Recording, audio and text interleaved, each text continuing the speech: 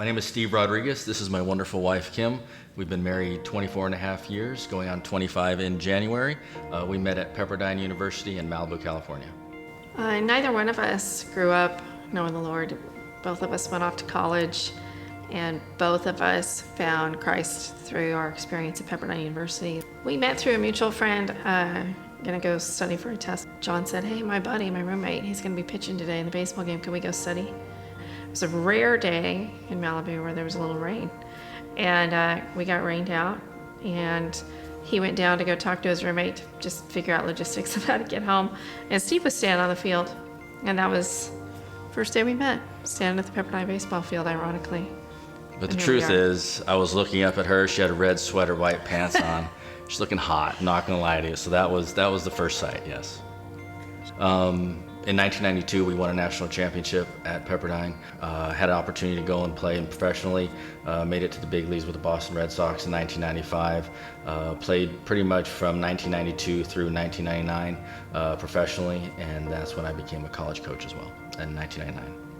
You know, our spiritual journey, we went through a lot of different churches. We went through a lot of different pastors, just trying to really find something that really connected with us. We had good friend groups and good people that we hung out with, but in regards to what we have here in Waco, there was nothing to really compare to that. So in 2014, it's time for our daughter to go on college trips, and she wanted to check out Baylor. And so I brought her out here in October, and we fell in love with the place. And I remember calling my wife, and she remember asking, you know, what do you think? And I told her, I said, I could totally see our daughter going here. It is an absolutely amazing place. She's all in. And Nolan and I went to church that morning, and the pastor gave this amazing message about while you wait, God prepares and works for you. And we left. Our son had just finished 8th grade. He was 14 years old. And we walked out of church that morning, and he looked at me and he said, "You know, Mom, last year, Dad couldn't go anywhere else. We couldn't move." He said, "But I really feel in my spirit, God's gonna have us move somewhere." And 6 hours later, Baylor University called. So when we arrived in August, Steve had been here for the summer. He had checked out some churches in the area, narrowed it down to a couple. And the first one I went to on his short list was Antioch. And that Sunday, Jimmy was speaking. But the coolest part was that he was talking about Isaiah 54, 2 and 3, which was a scripture that's foundational now that I know to Antioch, but to us as a family, it's important too. We have a post-it note from over 20 years ago in our Bible, and now to show up at our new home where we had felt God had called us to, and go to church and have that be the first message we hear here in Waco was pretty phenomenal. So he came home from work one day, and I was like, "Babe, guess what? Got this call from Antioch, and they really loved for us to go to this small group, and if you don't like it, then we won't go back." And you know, in my head, I'm thinking, "Oh, great! I get to talk to people again, just like I've been doing here for the past several months, and just rehashing baseball careers and the team and stuff like that." And what was great is that wasn't really any part of it. We got there, and they were genuinely interested in us. Interested in who we were, our journey here, our walk with the Lord, but being able to come here and being held accountable by gentlemen when you get a phone call and their first question is, "Hey, how's your marriage?" That's where your conversation is going to start. That's going to be a pretty great conversation. Then how are your kids? And it has nothing to do with work. It has nothing to do with our team. It has nothing to do with anything. And that for me has been an amazing blessing, just simply because being able to be held accountable by a group of peers, and at the same time using their wisdom, using their knowledge to better yourself, and to be able to walk through this life with that group of people is an absolute blessing. And I tell people when they explain, "Oh, I'm busy, I don't know if I can do that." There's times when I come back, I remember we came back from Kansas State. I landed, and I jumped in my car, and I headed straight to life group. It's an opportunity for me to grow and to be better. And life is so busy with your family and your kids that you wake up and it's 3 months later, it's a year later, it's 5 years later, your kids are now graduating high school, and you just don't realize that what have you done to better yourself that might actually help benefit your family as well. Antioch to us has been transformative in regards to our time here in Waco, and not just for us, but for our kids. Our daughter became a believer, and our son has an opportunity to go through the youth life group, it's really amazing watching your kids flourish and become amazing human beings. You need to be able to have a handful of people. They need to be able to tell you the truth, and you need to be able to take it. And that's what this life group does for us. Is it brings accountability. It brings you to the forefront. Whether you're struggling with any number of things, you can call anything that you're struggling with. We're going to sit here and we're going to battle through it. And that, for me, is what's important. I think there's a deep loneliness in our society, and I think that it's because we have all these relationships, but we aren't known. And I think if you find yourself feeling that way, I think you use that as your impetus to say, that's God tapping me on the shoulder saying, come into this group and be known, so that in time you feel known and loved. So when you walk in the room, somebody can tell, like, oh, you're a little off today, what's up? But you don't find that in casual relationships. You find that in deep, thoughtful, intentional, challenging relationships. I think that's what Life Group does. Wow. Isn't that powerful? I have witnessed Coach Rodriguez literally be in the middle of vying for a Big 12 championship, do a doubleheader at the University of Texas, get in the car, hurry back, shower up, and be one of the first people to show up at Life Group. So when you're like, oh man, I've got a headache, do I go? You feel a little convicted because there's no Big 12 championship on the line for me, you know? And so he's so busy, and yet it's such a priority. So I know that all of you are just as busy as Coach Rodriguez, everybody in this room. So at the conclusion of this time, he'll be down here at the front. You're welcome to come tell him all your excuses why you can't get involved in a life group during this semester. He'd love to listen to you and hug you and let you just pour that out to him. And so, no, but seriously, we really do believe in the power of community. And I love what Kim said about there's a desire in all of us to be known. And so that's why we are trying to make life groups easier than ever to get involved with. And so if you flip over on the back of your bulletin, there's a QR code. You can take a picture of that. It'll help you get launched into a host group. Or if you're watching online right now, you can go to the URL code you see, because we really do want everybody, like we've been saying, to find a group of people who can help get you to the destiny God has for you. That's what Jonah was being invited into, except that Jonah did not take advantage of it. He actually went the opposite direction. If you've been tracking with this, you know that this guy's in the Old Testament. If you're an Old Testament scholar, you might know that Jonah is one of the minor prophets, one of the 12 minor prophets. It's not because his book is insignificant, it's just because it's short. And it's actually the second shortest book in the Old Testament. It's only 47 verses long. But as we've been seeing, this book packs a punch. And the most unbelievable part of this story for many people has been that a human lands in a whale and then gets out alive. But what we saw last week is that there was something far more unbelievable, and that is that a brutal empire came to its knees under the mercy of God. Even more unbelievable was that this prophet of God was not thrilled about that. He didn't think that they should get the mercy that he got. He wasn't thrilled about that. And we took that as a personal challenge, and we asked ourselves this question to end up our time, and it's, who are my Ninevites? Who are the people that I'm not thrilled about getting God's mercy, if I'm really honest, and maybe even celebrating their calamity a little bit?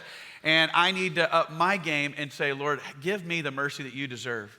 This is where we left off with Jonah. Let's see what he does next right here in chapter 4, verse 5. It says that Jonah went out of the city, and he sat to the east of the city, and he made a booth for himself there. Now again, this is kind of stunning to me. Remember, they've just all met God. They are blowing up in the city. Beautiful things are happening. I mean, do you remember what it was like for you when you first met the Lord? When you first felt God's presence and you were crying or laughing and like, this is unbelievable. So like a revival's breaking out in Nineveh. And instead of going and being a part of that, Jonah actually just goes outside the city and puts some distance between him and these people because he doesn't want to call these people brother. He doesn't want to be a part of what's going on there right now. I mean, and it's just a bummer because if there's any church planners in the room, this is a church planner's dream. I mean, this is where you go and you group people into life groups and you get discipleship because people want it. And they're basically like, I want whatever you've got. Give me what you've got. And so it's pretty easy because they're just like, I want to share my testimony. And they're making big moves towards God. And right in the middle of all of that, Jonah just gets some tree limbs and some brush. And he makes a little booth for himself, a little fort for himself. Why does he do that? It says here in the next part of this verse, he sat under it in the shade till he should see what would become of the city. So basically, if you remember last week's 8-word sermon, it said, and 40 days, and then this destruction will come. The indication here is it's towards the end of that 40 days, or maybe right on the backside of that. And so he is actually taking a seat under his little fort, and he is not excited about the move of God. He's actually still hoping for the destruction of God to rain down on these people. This is just absolutely mind-boggling that this is going on. His true colors are still coming out in this very moment. And he's whining and he's griping about how unfair this is. How many parents do we have in the room? What do you want to do when your kid comes and whines about how unfair his life is? I got 1 scoop of ice cream. My brother got 2. Do you go, oh, I'm so sorry. I'd love to give you more. Maybe you do because you're nicer than me. I'm like, oh, you didn't want that? Take that one and toss it in the trash can. You know, that's kind of the way that I would parent Jonah in this moment. I would think God would do the same. Look what God does for Jonah in the very next verse.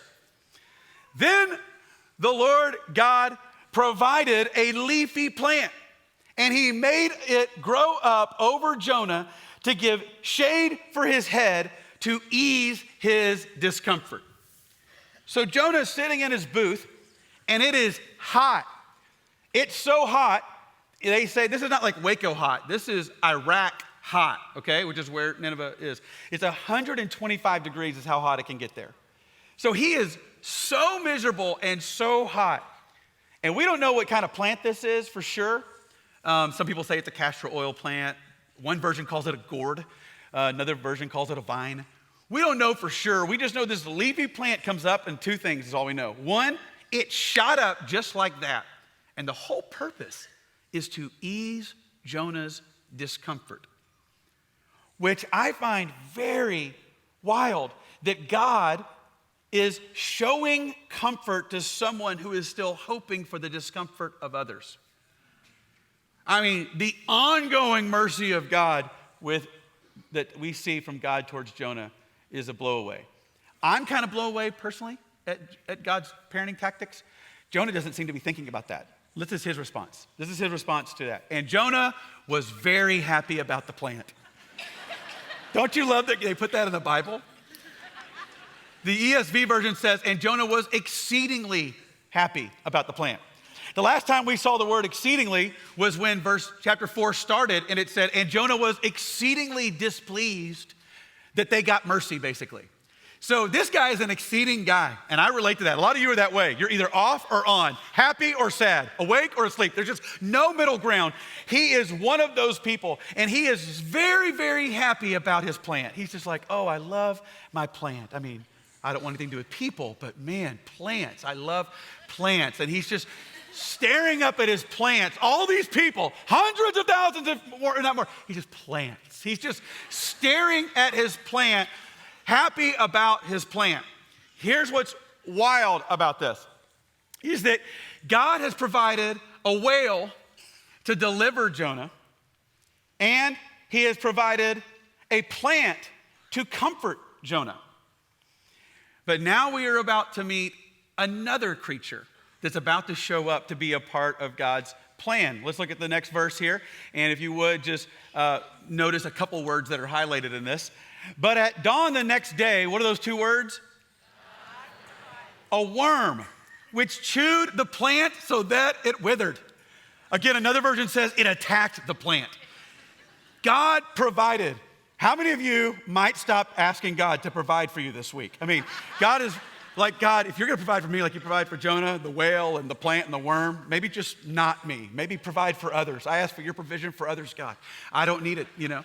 You might feel that way. And I get it, because Jonah's provision, actually this word also means to appoint. It's like God is appointing a whale, God is appointing a plant, God is appointing a worm for his purposes, to see his purposes totally fulfilled in Jonah's life. It's almost like there's nobody else on planet Earth. God is just following Jonah around to come and find him. Why? Because Jonah loves his plant. And he's just like, I just want my plant. I just love my plant. Not people. Forget people, but I just love my plants. And he's just hugging his plant over there. And the whole time, God did not send Jonah to Nineveh to hug plants. He is supposed to be participating in a revival, but instead, he is on the sidelines as a spectator. And since God has never, ever invited his people to be a spectator, like spectator, followers of God, does not ever go in the same sentence. So when you become a spectator, especially a spectator of someone's doom, God sends something to take your comfort away. The very comfort he intended for you, he'll take it from you. He's provided a whale. He's provided a plant. He's provided a worm. He's about to provide something else. One more time, we see that when the sun rose, God provided a scorching east wind, and the sun blazed on Jonah's head so that he grew faint. He wanted to die and said, "It would be better for me to die than to live." Now, the people who might get this the most are bald people. Now, as I was studying, I actually came across a commentator who said that many people believe that Jonah was bald. Didn't know that. But apparently you have this bald man who is being scorched by the heat. And these bald people, they understand, we got nothing up here to protect us. And so the person who would feel it is the bald person who would feel the heat, would feel the scorching heat of this thing. So God says, I'm not just going to give a heat, I'm going to send a wind. Now, this is not like cold front. This is called a sirocco, okay? A sirocco was like it was a wind that could pick up to like over 60 miles an hour, and whatever the temperature is, it makes it go up. So it's scorching, sweltering heat, and even in the night, it will continue to go up. When I was doing some digging to find out more about a sirocco, and I was watching all these videos, I came across this guy who had been a part of one. He writes for this Bible geography book. He describes a sirocco this way. He says, at times, every scrap of moisture seems to have been extracted from the air, so that one has the curious feeling that one's skin has been drawn much tighter. Sirocco days are peculiarly trying to the temper and tend to make even the mildest people irritable and fretful and to snap at one another for apparently no reason at all. Wouldn't you? Yes. Wouldn't you? And again, it says the mildest of people. As we've learned, that does not define Jonah. He's an exceedingly people. He's not a mild people. So irritable and fretful and snapping would be what mild people would do. Jonah goes, fine then, I would just rather die. And at that point, God comes in and he asks Jonah a question. And if you were here last week, you might think it looks familiar. But God said to Jonah, is it right for you to be angry about the plant? Like, remember last week he said, is it right for you to be angry about this? Now he's going, is it right for you to be angry about a leafy plant? He goes on and says in the next part of this verse, this is bold response from Jonah. It is. If I was standing next to Jonah, I'd be like, God, that was him. That was not me. I'll be over here under the plant. I'm so angry, I wish I were dead, Jonah says. Again, God just keeps coming in. But the Lord said, you have been concerned about this plant. Though you did not tend it or make it grow, it sprang up overnight, it died overnight. And should I not have concern for the great city of Nineveh? You didn't pay attention to this thing. You didn't take it from the very basic parts of the root and watch it grow. That's what I do with people. You're wanting to die because you lost your leafy plant. But you're not even tapping into what I feel for others. You're more into your momentary comfort than the eternal destiny of thousands. This is where, again, God lifts the Bible up for us to make us do a little deeper dive. When I was college pastor, I remember we used to go on Thursdays to campus. We'd go to the sub where students hang out on Thursdays and just invite people to hang out with us. And this girl brings someone, and I had never met either of these two girls, and they come up and they're like, we were at the college service last night. Wow, that was so powerful. The worship was amazing. You preached an amazing sermon. And I'm like, thank you, you know. And so, go on. And so anyway, we had this moment where I'm connected to this girl. And I said, well, did you hear us talk about our mission trip that's coming up? And she's just like, no, what do you mean? And I said, well, you can sign up and be a part of our mission trip. We go to the border. Now they go to Tijuana, Mexico, and we just serve people. We share Jesus with people, and we worship in the morning. It's a life-changing experience. I had a lot of responses throughout the years, as you learned last week from Patrick Nachobo, about how people respond. I was not ready for what this girl did in the Baylor sub, and here's what she said. Ooh, I don't do that. I put it up here so that you would feel what I felt in that moment. I was kind of stunned. I was used to being like, oh, sorry, got to go see my family, something noble. Not, ooh, I don't do that.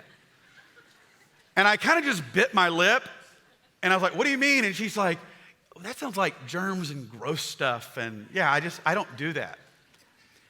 Now, I just looked at her and just real pastorally, I said, well, I think you could do that. We'd love to have you be a part of that. But anyway, hope I get to see you next Wednesday night. She's like, oh, we will. We cannot wait to come back. And I went and got in my car, and all I could think about was my brother Jonathan. Because my brother Jonathan often says that all pastors should have one day, and it's called National Tell 'Em What You Really Think Day. And on that day, pastors get to say what they really think, and there's no recourse whatsoever. We get to look at the person and go, oh, I know you feel like you're a reject. It's because you're a jerk. And then all the pastors high five, and there's no recourse. They go, oh, you're right.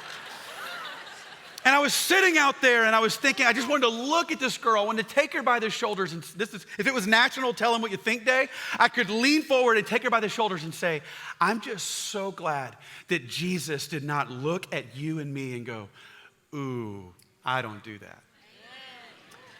What if Jesus had come and said, ooh, no, your porn addiction, I don't do that.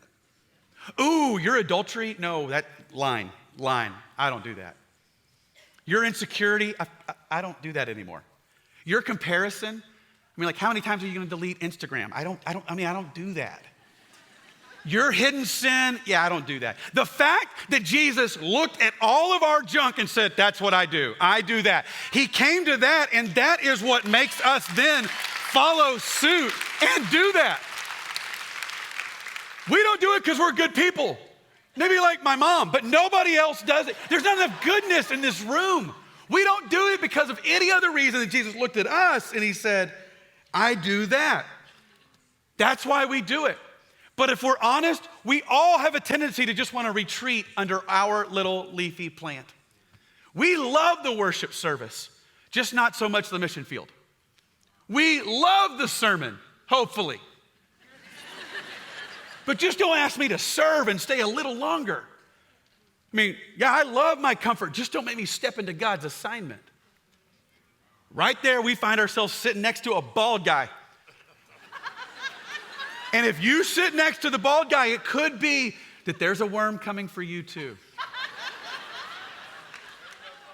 There could be a little seemingly gentle creature. This is not like the wrath of God. It's just like this little gentle creature that could be coming to attack your comfort for the purpose of launching you into God's compassion.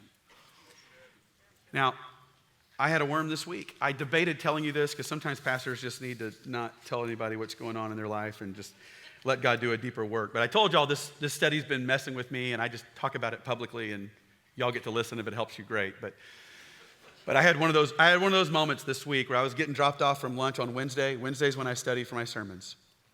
There's always so many things that try to mess up my Wednesdays, and I have to really fight or else these will just be a jumbled mess. And I'm coming back from lunch, and I'm walking in, and as I'm walking in, I see this guy, and he's kind of probably a homeless dude, been living on the streets, and I see him look at me, and sometimes, if I'm just really honest, what I think is, oh, I hope I don't lock eyes with this person, because then I have to stop and I have to do what I need to do, and honestly, it's just never convenient. And I just walked in, and after all, y'all get it, right? I have to write a sermon, right? I have to write a sermon about God's mercy for people. I don't have time to talk to anybody. And I'm not kidding. I go back into this little room back here, and finally after about 40 minutes, I'm like, what are you doing? I couldn't focus. I couldn't do anything. All I keep thinking about is, how did you walk by a guy needing the mercy of God while you're writing a sermon about people needing the mercy of God? And I finally just had to put my pen down. It was like this little worm, this little gnawing voice that was not going to let me off the hook.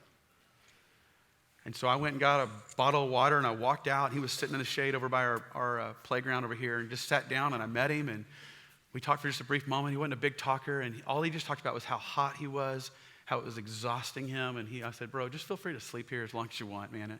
It is hot, and no worries. He has this bracelet on that says, I love Jesus. And I said something about, so I said, you know Jesus? And he just smiled at me. He was like, of course. I was like, right, of course, And just had this sense that as me and Brent were talking, it was like God was just going, this is what I care about. Go blow your sermon. Just make it a jumbled mess. The Holy Spirit's a better communicator than you are anyway. I got ability to talk to him. You be about my Father's business. And I got done, and I walked back into the room, and I just started thinking, God, man, do my concerns match God's concerns? This is the question God was asking me this week. Do my concerns match God's concerns? Like, God's concerned about people who do not know him, who will spend a Christless eternity apart from him, finding him. God is concerned about other nations. We don't see that from Jonah, but what we see from the heart of God, the narrative of Scripture, he's concerned about people from every nation, tribe, and tongue meeting him. He's concerned about marriages being restored, addictions being freed. He's concerned, am I concerned about what he's concerned, or are my concerns about me, my money, my life, my friends, me finding what I want, or am I concerned about what he wants? The interesting thing about God is he will give us the desires of our heart until the desires of our heart become an idol in our life above the desires of his heart. And then he could send a worm. Do y'all see how the whale and the worm works together? The whale and the worm actually work together because the whale is intended to deliver you from what is destroying you and launch you into your destiny.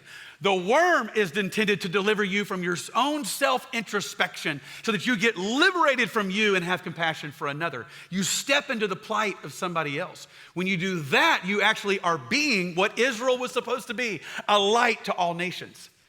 You're actually stepping into what God's purposes are. That's what God has in store for us. But again, that's just not really where Jonah was. And to be honest, the way this book ends is so peculiar to me. I would say that this is the weirdest ending to a book of the Bible. Out of all 66 books, to me, it gets Carl's vote. Not saying it is, just saying one vote from Carl. It starts to build, and then in verse 11, here's the last words of Jonah. And should I not have concern for the great city of Nineveh, in which there are more than 120,000 people who cannot tell their right hand from their left, and also many animals? Turn the page. Next minor prophet. Anybody else want to vote with me that this is a little strange? It is a literal mic drop from God. He's just like. And Jonah doesn't answer the question. And I began to wonder, why? I called a friend of mine that's at a seminary that I go to for a lot of theological checks on my sermons, and I was like, could you do some research and see if there's anything from Jonah? And he goes, nothing. We got nothing. I mean, you can go back to the Kings and you can see some things that he did, but where he ended and how he answered this question, we don't know. And maybe God did that on purpose because he wanted all of us to see that question, and he's like, I'll take care of Jonah. I want to know, how would you answer that question? 120,000 people who do not know their right hand from their left indicated that they were probably children. So God's looking at him going, okay, let's just say you are noble. Let's just say that you were not wanting to show the mercy of God to these people because they would hurt your people and all that stuff. What about the fact there's 120,000 innocent children who would face an eternity apart from God unless you go and deliver an 8-word sermon? That's why last week I said 1 million people, because a lot of people believe that the metropolitan Nineveh area had between 600,000 and 1 million people because of 120,000 kids. Don't they deserve my concern? And how is it, Jonah, that none of them have your concern? How is that the case? And again, I would just love to keep throwing stones at Jonah. But I think that what we all have to ask ourselves this morning as we begin to kind of pull Jonah to an end is we have to ask the question, do I really care about what God cares about? You know, I thought about in this sermon doing a basic little talk about evangelism. Because if you were with us 2 weeks ago, I said that there's two things that every Christian feels like a loser in: prayer and evangelism. Now, after the service, a guy walked up to me and said, so why is it that Christians feel like losers in prayer and vandalism? And I froze and I was like, I don't know. And then I realized, oh, sorry, I talk kind of fast. Evangelism. He was like, oh, I just thought there was some new thing going on. Like everybody's trying to vandalize and pray and it's not working. And I was like, sorry, I'll speak a little bit more articulately next time. And I thought about, ending this one by saying, the truth of the matter is we do feel like losers at evangelism. But if we all were so inundated with God's mercy this week and stopped getting this heavy picture like, oh, I'm not doing a good job, and we just looked for a person to share the mercy of God with, then maybe some evangelists would get catapulted out of here without us even trying. And what I was going to say is, the funny thing is that I'm 44 years old and nobody has ever preached the gospel to me. Like you would think that out of all these years in the Bible Belt, where everybody's doing the right thing all the time, that everybody is out sharing Jesus, but outside of a church building, no one has ever walked up to me and said, do you know Jesus? Until last week. Amen. So last week, my wife and I have about 45 minutes, and we said, what if we go catch a sunset and do a little connect real quick? So we go over to Woodway Park, and we're walking around. We see a bench, and we just sat down, and we have multiple things we're trying to talk about in this quick connection. And I see this guy look at me, and I'm like, oh, I should know better by now, but I'm just going to be honest, okay? And I'm like, he's looking at me. And so I just look at Blair, and I'm trying to indicate we're on a date. I should have just kissed her. I don't know, but he walks up, and he's getting closer, and he gets getting closer. And this guy walks up, and he says, hey, y'all having a good night? And I'm like, yes. This was not smooth at all, but he just goes, hey, I'd like to give you these two tracts, because they talk about how God can change your life. Now, I didn't know what kind of tracts these were. For those of you that have ever passed out tracts, there's the official Billy Graham tracts. That's what we're supposed to pass out. This isn't official Billy Graham, so I've got to make sure this is right. So while he's looking at Blair and talking, I'm looking through, and I'm just basically seeing that this is good. And I thought, what do I do? I thought about messing with the guy at first and being like, well, how do you know God's real? And they'd be like, no, just kidding, And then I thought about maybe I should just let him lead me to Jesus so he'd go back and be like, it works, And so I'm kind of weird what goes on in this mind. But anyway, he shared just a minute, and I said, hey, bro, actually, we're pastors, and we love Jesus. And I just want to say, I'm so proud of your boldness. And actually, I'm pretty convicted by it, because I can't remember the last time I did what you just did. And he said, well, really, actually, I'm really new to this. I just met God this year. And so I'm just trying to let people know about how God changed my life. And then he walked off, and he went off to go see the friends he was with. And Blair and I, the date night shifted. And we were like, have we become so callous to God's grace, we can't walk up to someone and say, we just thought you might like to hear about the message that changed our life forever. And Blair started listing all the things that she had been concerned about that day. And she was just like, none of that was eternal. I mean, yes, we need food for the table, and I needed to go to the grocery store, and God cares about our diligence. But do I ever zoom out and go, do my concerns match God's concerns? And this little thing just messed with us. God used it as a little worm to just come and say, are you going to care about what I care about? And I just wonder as we begin to wrap up Jonah, and next week we will bring the final wrap up, but I just wonder if you would be so bold. I'm about to give you a prayer that if you pray it, could rock your world. But I wonder if you could be so bold that you would pray this prayer this week. Lord, would you send a worm to attack whatever leafy plant I'm sitting under?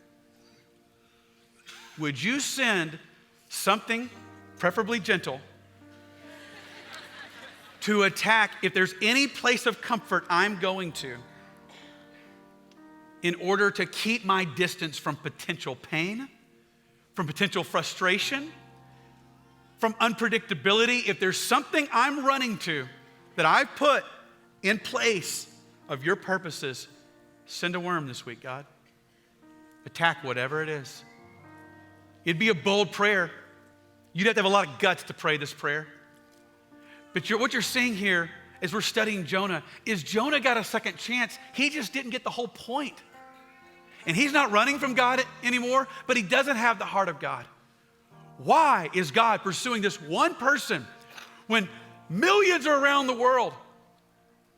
And it's just an indicator that's the great lengths your God will go to make sure that you get to the full potential of what his plan is for you. He will keep coming for you, and he will send a whale, a plant, a worm. He will send a wind. He'll do whatever it takes to get to your heart because that's what he wants. He's not trying to get you to do more good stuff. He can get robots to do that. He's not trying to get that. He wants your heart. So as we wrap up this time, I'd like to invite everybody to stand to your feet if you would. And just you're going to leave this prayer up here.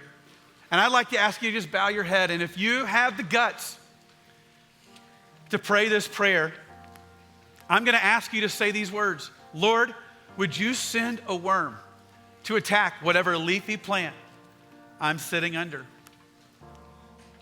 And then as you sit there and invite God to do that, start to say, God, I want my concerns to match yours.